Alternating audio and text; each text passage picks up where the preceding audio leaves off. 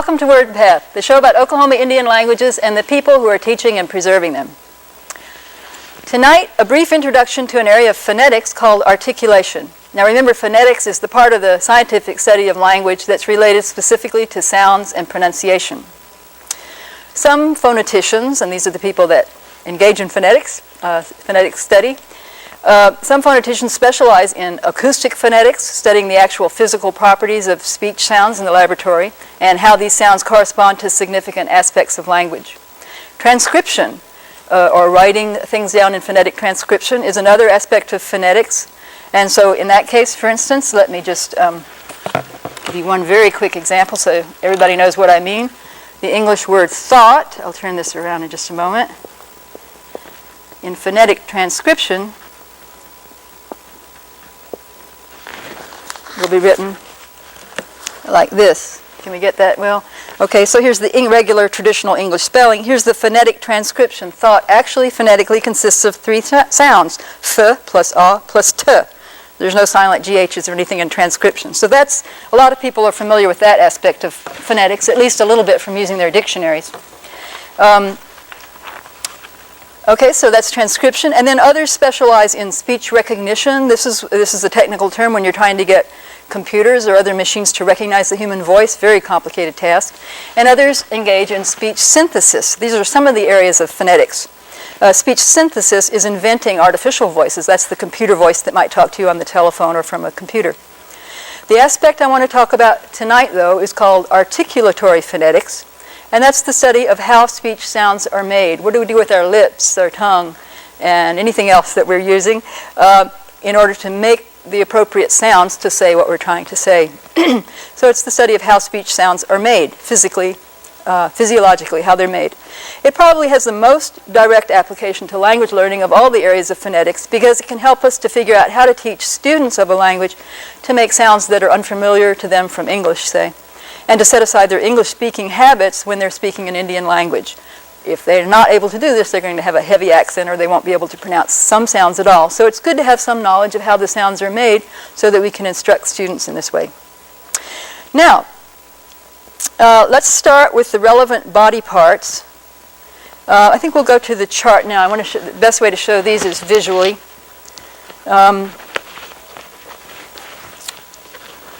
Here's a chart of what are sometimes traditionally called the organs of speech.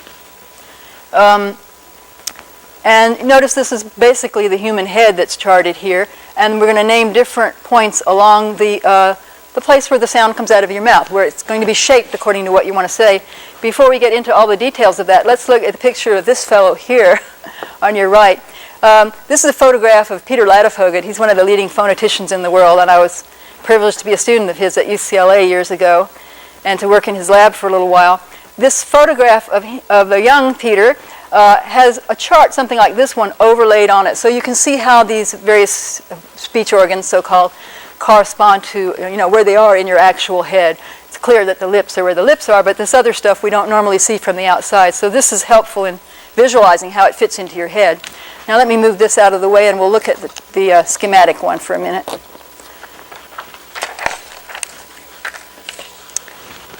Now, so here we are. This is, let's start it, I guess, at the front of the vocal tract, at your lips. So here are the lips. We have upper lip and lower lip, and they both play a role in the making of some speech sounds. Just behind that, as we go back in the vocal tract, the next thing you would come to would be the teeth. The lower teeth have little, if any, role in speech sounds, which is interesting. There's a whole area of research that could explain that. But for now, let's just say upper teeth are what's relevant. Behind that, and you might even want to stick your tongue in your mouth and feel, before you get to the roof of your mouth, which is a vaulted thing, sort of like this, there's a little bump here just behind your teeth. That's called the alveolar ridge. And almost every language in the world has sounds that are made at or near that point. It's very prominent in speech. Alveolar ridge. Next, as we go back, we get to what you might call the palate. That's this vaulted roof of your mouth here. The front part, the central to front part of it is called the hard palate, and it is, if you want to put your finger in your mouth, you'll see it's actually harder. The back part, and you want to be careful poking your finger there because you might trigger a gag reflex. The back part's much softer. And so that's called the hard palate, and that's called the soft palate. One thing about the soft palate and the velum, which it's also called the velum, and the uvula, which is this little tip at the very end of the soft palate. One thing about this whole area, soft palate with the uvula hanging on it, is very instrumental in making the difference between a nasal and an oral sound. Because if you look back here at the front, here's the nostril, this is the nose up in this area. Speech sounds, more than anything, come out through your mouth, through this channel just like this. But when you're making nasal sounds, some of the sound goes up here behind the velum, or soft palate, and comes out through the nose. That's why we call them nasal sounds. They have what impressionistically we call a nosy or nasal sound, but they actually are made by sending some of the air stream and the speech stream out through the nose, not just through the mouth. So in order to control that, does it go through the nose or does it go through the mouth? This soft palate, it has to be soft in order to work this. It actually moves up and down. All right, so let's review what we've talked about so far, just because I know it's a lot of terminology all at once, although some of them are very common terms, like lips. We have upper and lower lip, teeth. This bump just before the roof of your mouth is the alveolar ridge, the hard palate, and the soft palate, also called the velum. And hanging off of the velum at the back is this little flap that you can see when you go ah and look in the mirror, and that's the uvula, which doesn't play any role in Oklahoma languages that I know of. It's very prominent in some of the Eskimo languages. The important thing about this palate, or soft palate or velum, and the importance of it being soft is that it has to move. So that when the vocal tract is in the position that it's in this drawing, the air is coming up from here. There's vibrating air, which is noise, coming up through here. For most speech sounds, it'll come out through the mouth and out through the lips. But when you're making a nasal sound like M, or a nasal vowel like ah, you need some of it to come out through the nose. That's what gives it its nasal or nosy quality. So some of that sound in that case will be coming up through here. So there's a little channel when the soft palate is relaxed and in the down position, and that allows nasal sounds to be made. When you want to make a sound that's not nasal, like ah, then you, whoops, darn, just one moment. Then you put that velum up. Darn, I don't know what's wrong with my pens today. It's supposed to be erasable. Well, we're going to have a little bit of a stray line here. You'll have to forgive me. Ignore that red there. When you have the velum, let's make it clear here. When you have the velum up in this position so that it blocks off this channel, then you don't get the nasal quality because the air can't come out through the nose. Now let me just proceed through the rest of the vocal tract, so-called. This area here in the very back of the throat is called the pharynx. And some languages actually have consonants that are made way back there deep in the throat called pharyngeal consonants. I don't believe any Oklahoma Indian languages do. And then down here off the chart at the bottom, we could add down here, and it's really the start of everything, is the larynx. Now, the larynx, you can feel your own larynx. If you just, the so-called Adam's apple, which tends to be much more prominent on men, it's here. If you're talking just as I am now, you can, and you have your fingers in the right place. There's some bones and cartilages around there. In the middle of all that is where your vocal cords are, technically called vocal folds. And they're like two little flaps that vibrate together when the air comes out. That's down here. You can, when you're talking like this, if you have your fingertips there, you'll feel that there are vibrations that come and go. That's the quality of voicing versus not voicing. Either those flaps are buzzing or they're more relaxed and open and the air is flowing through. So that's where the sound starts. Of course, it all starts in your lungs, or you could say even in your diaphragm down here. As your diaphragm pushes up, it compresses air that's in your lungs, makes it come up through your vocal folds, which may or may not vibrate. And then that air comes up here, and this is where all the fun of articulatory phonetics happens. You have to do various things with these different parts in order to shape the sound to make the right consonant and vowel that you're trying to make in order to say what you want to say. So let's remember now, some of these things that are labeled on the chart will move and vibrate.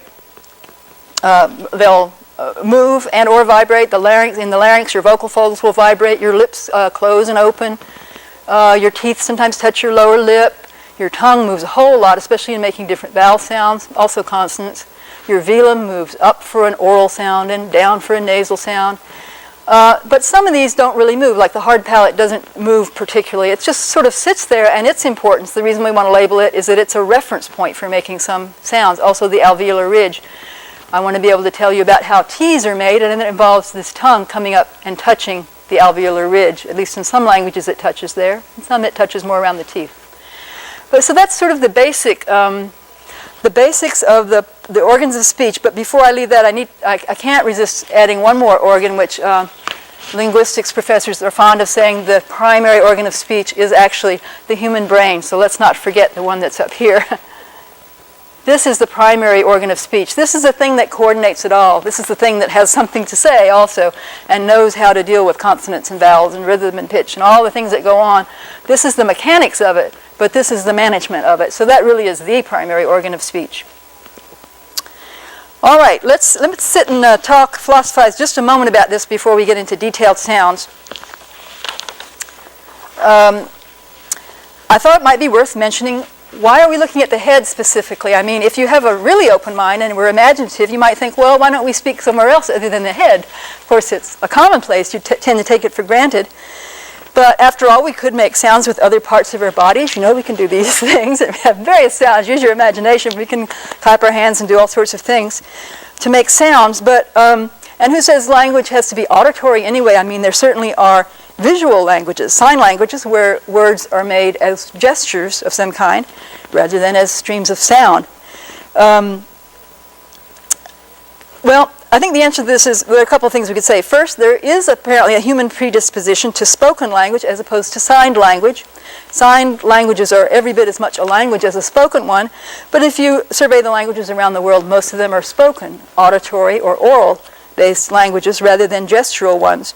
This may be because of the proximity of certain areas of the brain to the areas which control the so-called speech organs. It may also be for evolutionary reasons that, you know, humans as they were developing needed to be able to make sound. It has different properties of being able to carry over long distances and so forth rather than, as compared to gestures. But it is worth noting that auditory or oral, that is spoken languages, all make use of this particular area of the body, the vocal tract, basically in and just below the head. While gestural languages, I mean, you can make gestures with your feet and legs and other parts of your body too, but gestural languages mostly make use of the hands. And I think this is not an accident. It's because a full-fledged language requires the speaker or the user to make a large number of recognizable distinctions, fairly fine distinctions. And our two areas of finest motor control as the human animal would be your mouth and lips and face and your hands. So languages show up in one of those two modalities. It's not accidental, I think. Now, how does the vocal tract make distinct sounds? How does the sound actually come out? This is just a tiny 5-minute primer to acoustic phonetics here. It's going to have to, you can't totally separate the two areas. Let's take a moment to look at sound waves and resonating cavities. The old blowing on the Coke bottle trick here. We could take this bottle here. It's got just a small amount of water in it. It's only filled up to about right here. And if I blow across the top, you'll hear a sound, fairly deep sound. Then I can take the next bottle, quite a bit more full, about half full, and blow on it. Quite a difference. The bottle with less water in it makes a deeper sound. The bottle with more water in it makes a higher sound. Let's take a third bottle, just a little bit above that, a little bit higher again. So what's going on here? Basically, I'm passing an air stream across the top of the bottle. It's creating some friction, some noise, but in and of itself it doesn't make a lot of noise. The noise that you're hearing is primarily the resonating of this air cavity in response to that very small noise going across the top. So I'm going, hardly makes any noise at all, but when I do it here, it gets much louder. And when we get into the larger resonating cavity, larger cavities resonate at a deeper pitch. I've lost my embouchure from my days as a flute player, so it takes a minute to adjust, but you get the idea. Pretty high, pretty low. So notice that it's not the amount of water that's in the bottle. It's not whether something is, say, half full or not. I can prove that to you quickly. It really is the amount of air that's able to resonate. Here's a half full large bottle versus a half full small bottle. could barely get that one out. This makes a higher sound. It's about half full. This is about half full. Why is there such a difference? Because this cavity, being half of a small bottle, is much smaller than this air cavity here. Less than half the size, I'd say. So, primary lesson there. It's fun to blow in bottles and so forth anyway. But the primary lesson is sounds are amplified and they pick up certain characteristics according to the resonating body of air that vibrates to the sound. The basic sound in speech is made at the larynx by the vocal folds. They're vibrating as the sound stream comes out through your mouth. Your mouth may be a large cavity or small cavity of different shapes and so forth.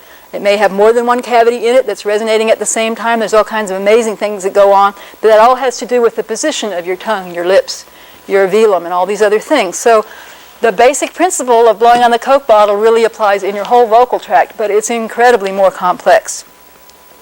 Another little experiment, and this will just take a minute. This will sort of simulate the larynx, or the vocal folds, actually.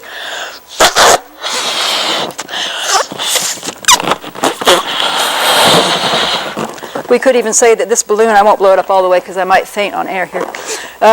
This balloon could sort of simulate a lung in your chest. The air in this lung is going to come out through your larynx, and it's going to vibrate if the vocal folds are close together, and that's going to make a buzzing sound, as when you say ah. Now that is really a vowel sound ah, but the sound down here is a kind of a that goes on, and so that happens sort of the way this sound happens. So I'm letting air out by relaxing my fingers on the neck of this balloon. There's a lot of air in there under pressure, as there is in our lungs. When we push up with the diaphragm, we're pressuring that air to come out through the top. So these two little folds at the throat of the balloon could be your vocal folds. And because they're close together, and yet air is allowed to come through them under pressure, they vibrate and they make a noise. So we get that. Now, to kind of combine these two concepts, if this sound comes out through a very large vocal tract, let's say a 300-pound man, typically will have a very large vocal tract. It's going to be a deeper, lower sound, just like the bottle with the larger air cavity made a lower sound. If it comes out through the vocal tract of an 8-year-old child with a relatively small vocal tract, it's going to be a higher pitched sound. And so that's a simple acoustic reason why large adults, and especially men, have deeper voices in general, and children and smaller people generally have higher pitched voices because their resonating cavities are smaller. Another thing, just to show how not only the size of the cavity but the shape has an effect, if I have enough air left in here, I'm going to stick this balloon in the side of my mouth and just move my tongue and mouth around, and you'll hear some alterations happening to the sound.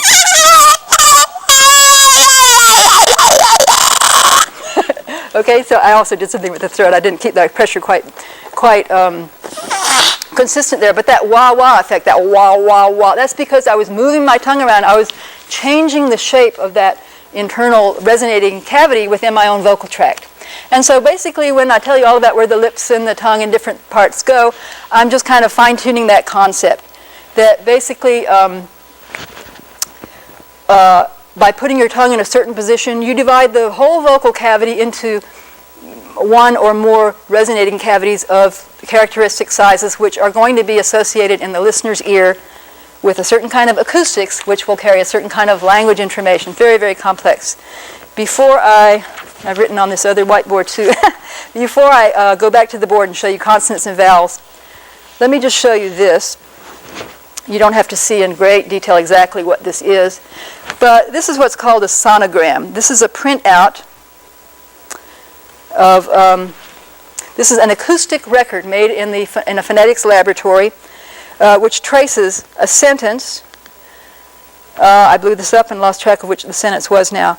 But every time you see these bands of darker striations here, well, two things I wanted to show from this. One is this is the frequency, the cycles per second of the sound that's being recorded here as someone speaks a sentence in English. Oh, here it is. It does say, this is the sentence, he left 3 days ago. He left here 3 days ago. So every time, well, first thing I want to say is, you might think of that balloon as putting out just one little band of sound or vibration. Actually, in speech sounds, and probably in the balloon too to some extent, we're not just getting one row of sound coming through the mouth. Really we're getting, because the resonating cavities resonate at more than one frequency at the same time, so you have the fundamental frequency at the bottom, which is more related to the larynx, actual larynx frequency. And then you have these harmonics above. And the relative position of the harmonics with respect to each other are very diagnostic of which vowel you're speaking. So he here has an E vowel, E, widely separated first two formants, or resonations. And the next word left has and there's a slightly separate shape to the various harmonics there. So that's part of how acoustic phoneticians can study vowels, and it shows how the resonating chambers have been altered. Now let's go back to the board and get some specifics. Let's start with vowel sounds. And I'm sorry I still have that stray line there. My dry erase pen is not erasing very well tonight, but let's see what we can do. First of all, I want to talk about some basic vowel sounds. Now, to make any vowel, you're going to drop your jaw a little bit. You can't just stand there with your mouth shut or with it almost shut. Normally, for a vowel sound, you're going to drop your jaw a little bit so that there is a cavity here and that the lips, there's a space between the lips and sound can come out. So let's look first at a very basic vowel, the vowel ah. Ah. For ah, the tongue is sort of bunched towards the back of the mouth, pretty low down though, something like this. And so that's to make the sound ah. It's written that way in phonetic transcription.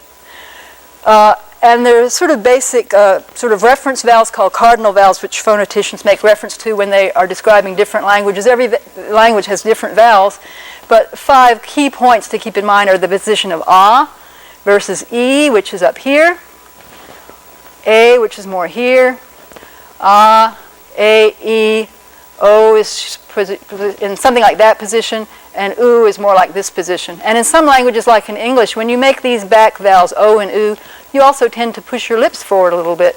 And that also extends the resonating chambers a little bit. So there's all these things you do when you make vowels. They basically depend mainly on the position of your tongue. Is it back like this? Is it up in the front? Is it more central? And there are certainly more vowels than these. But that's sort of how we make the basic vowels, by positioning our tongue in that way. Now, in order to get the tongue where we want it, the lower jaw will also move slightly, but the primary thing that's going on is we're positioning our tongue and perhaps our lips for some of the so-called rounded or labial sounds. There's all kinds of other vowels, as I said. For instance, there's a vowel a in English, cat. That's made up here in the front, but lower than e and a, but down here with the tongue in that position. There's the vowel, which is in, for instance, the Greek word humken, one. It's also in the Caddo word dubus. There are 2 vowels there. That's more in the middle, low like but more in the middle. And there's it's a sort of, you might think of a short U sound, as in the Caddo word for raccoon, ut. That's made up near where the U is, but a little bit more in this direction, a little bit more relaxed, called a lax vowel. So these are some of the vowel differences we can make. And just one more word about vowels is that there's such a thing as a diphthong. If you, for instance, start back here in the position for ah, and then move your tongue quickly to the position for e, and you glom that sort of together, that motion so quickly it goes from ah to all in one syllable, then you've got what's called a diphthong, I. I can see we only have 5 minutes left. I think we're going to have to do a part 2 of this show, so I'll maybe try to just wrap up talking about the vowels tonight. So we have a, e, u, made in different, when I say in different parts of the mouth, I mean with the tongue raised to a different position in the mouth, or lowered. If it's very low, it's going to be more like a or a. So we're moving our tongue to make vowels. Now there's couple more things I can say about vowels, since we're going to go to 2 parts here. Let me talk about nasal vowels. I talked a little bit about the soft palate or velum moving to make a sound nasal or not nasal. Normally in English, we have some vowels that come out sounding sort of nasal, but English is not considered a language with nasal vowels. They only kind of borrow a little nasality from a neighboring N or M sometimes. Usually in English, when we pronounce a vowel, it's like these tongue positions I've been describing, and also the velum is sort of raised and against this back pharyngeal wall here, or back wall of the throat here, so that this passageway through the nose is sealed off. And so we say ah a lot more often in English than we say ah. A nasal ah would be pronounced ah, and it's made by having the velum relaxed so that some of the ah sound comes out through the nose, not just through the mouth. So we can have nasal vowels and oral vowels, and there are several languages in Oklahoma which make that distinction. I mentioned diphthongs briefly. An example of an English diphthong would be like ow. Ow starts somewhere as or ah and goes to oo. So your tongue starts in an ah position and then is raised to an oo position. It does all within one syllable. So you go ow. Or you can also start in an o position and go to an e position, and you can go oi or boy. So this is all tongue movement from transitioning from one vowel to another. That's called a diphthong. In Ponca we have a, like in te-bi-a, frog. In Caddo we have ahay, like in that a diphthong, like in ahay, which means yes. So there are many different vowels and many different diphthongs in the languages of the world. As to nasal vowels, a good minimal pair or illustration of the contrast for Ponca between a nasal and an oral ah would be the word ha, which means hide. That's a non-nasal ah sound made way down here with the velum closing off the nasal passages, versus that was ha, hide, versus ha, same thing, but with some nasal component to it because the velum is down. Ha means night. So ha is hide, ha is night. And the difference is the position of that soft palate. Is it closed, ha, or is it relaxed, ha? So what you're doing with that part of your mouth is going to determine whether you're saying night or hide in Ponca. And there are many other minimal pairs or important contrasts like that, based pretty much just on what's going on with your velum. It's just amazing what we're doing inside of our own heads. Every time we speak, thousands and thousands of times per conversation. Finally, just a quick note on pitch as we close out tonight. I was going to say one more thing about the nasality. It's hard to make yourself aware of these things. Students in articulatory phonetics spend a lot of time playing with their own voice and trying to figure out how to make themselves aware of what they're doing in their own mouth. To make yourself more aware of nasality, you can make an ah sound like cat, and then an ah sound like can't. So we can go from ah to ah. Do that several times quickly and just become internally aware. And I think you'll feel your own velum moving if you go ah, Your lips aren't moving, your tongue isn't moving, but your velum is, and you'll feel it if you do that enough. So every language has its certain number and type of favorite vowels. Let me go ahead and sit down to say goodnight. Caddo, for instance, has only 3 vowels, although it has 2 diphthongs. Ponca has 5 vowels, but it has 2 nasal vowels in addition to the non-nasal, and it has vowel length, which plays a role, how long you make the vowel. Comanche has 6 vowels, Hawaiian 5, Cherokee 6, Kiowa 6. English, believe it or not, 22 vowels. Amazing number of vowels in the English language. It's not just the 5 we write with. All the different combinations are representing many, many more vowels than that. Next time we'll talk a little bit more about articulatory phonetics, specifically consonants. So, I'll see you next time on Wordpath. Na hene yo hene, na hene yo hene, ana magwana kita, wa pene madaone kita. Na hene yo hene, na hene yo hene, ana magwana kita, wa pene madaone kita.